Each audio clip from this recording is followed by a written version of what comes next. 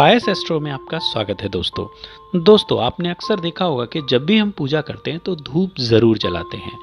ये धूप क्यों जलाई जाती है और इसके पीछे क्या कारण है, इसका वैज्ञानिक कारण तो मैं बाद में बताऊंगा। पहले मैं आपको आध्यात्मिक कारण बता देता हूँ। आप इसे ऐसे कह सकते हैं कि पहले हम धार्मिक मान्यताओं पर चर्चा कर लेते हैं। आपने देखा होगा कि जब आरती की जाती है तो कपूर के द्वारा पंडित जी अक्सर आरती करते हैं। कपूर के अंदर ऐसे औषधीय गुण होते हैं कि उसके जलने पर जो सुगंध उत्पन्न होती है उससे पूरा वातावरण शुद्ध हो जाता है। कहा जाता है कि कपूर वास्तु दोषों का भी नाश करती है तथा देव दोष व पितृदोष से रक्षा करती है। घर में अगर कहीं कोई वास्तु दोष है तो ऐसी स्थिति में लोग क्या करते हैं, जैसे एक उदाहरण लेते हैं कि आपके घर के टॉयलेट में कोई वास्तु दोष है तो वहां पर अक्सर नमक का डला रख दिया जाता है। हमने इस पर भी एक वीडियो बनाई है, लिंक डिस्क्रिप्शन में दे देंगे, आप चाहिए तो जाकर देख सकते हैं। परंतु यदि कहीं बहुत ज़्यादा बड़ा वास्तु दोष है, जैसे आपने लैटरिन जो है सीढ़ियों के नीचे ही बना दी और सीढ़ियाँ भी गलत जगह बन गई, तो ऐसी स्थिति में आप कपूर की एक बट्टी उस सीढ़ी के नीचे या उस लैटरिन या बाथरूम में आप रख सकते हैं। ये बहुत ही अच्छा है और दोष का पूरी तरह से निवारण कर देती है। परंतु कपूर जल्दी उड़ जाता है, इसलिए इसे कम लोग रखना पसंद करते हैं क्योंकि ये एक्सपेंसिव होता है। पूजा करते समय कपूर के साथ 2 लौंग भी डाल दिया करते हैं। यह लौंग वास्तु दोष का तो शमन करती ही करती है क्योंकि उसमें कपूर है, साथ ही पैसे को भी आकर्षित करती है। इसलिए अगर किसी को आर्थिक तंगी है तो वह शाम के समय कपूर और लौंग जलाया करे पूजा के समय, यानी कपूर और लौंग की धुनी देनी है भगवान को और अपनी विश मांगनी है, आपका काम बनना शुरू हो जाएगा। एक और चीज़ होती है धुनी देने के लिए जिसे कहते हैं गुग्गल। गुग्गल की धुनी नर्व सिस्टम के लिए औषधि का काम करती है। अगर घर में कोई बुजुर्ग हो और उनको सर दर्द की शिकायत, पार्किंसन या फिर नसों की कोई परेशानी हो तो उस स्थिति में आप गुग्गल की धुनी घर में जलाइए, उनको बहुत जल्दी आराम आने लगेगा। मियाँ बीवी का झगड़ा हो गया है तो भी आप गूगल की धुनी चलाइए, झगड़े में आराम आ जाएगा, वातावरण सुगंधित होगा और सुलह हो जाएगी। सामान्य परिस्थितियों में भी हफ्ते में 1 दिन तो आपको गूगल ज़रूर जलानी चाहिए।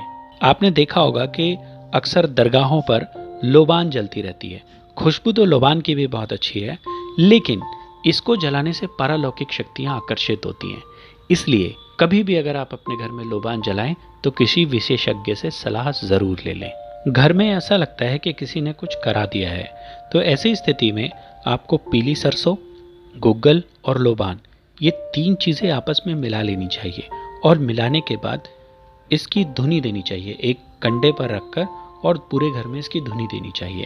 इससे नकारात्मक शक्तियाँ, जादू टोना समाप्त हो जाता है। आपको ऐसा लगता है कि आप पर किसी ने कोई तंत्र करा दिया है तो ऐसी स्थिति में जावित्री, गायत्री और केसर इन तीनों को बराबर मात्रा में लेकर कूट लें और इसे किसी जार में बंद करके अपने पास रख लें।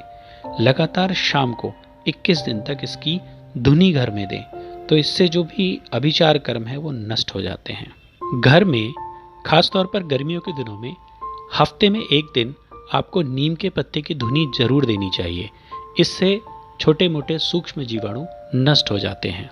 हमारे घरों में धूप क्यों जलाई जाती है, यह प्रश्न जरूर आपके मन में होगा।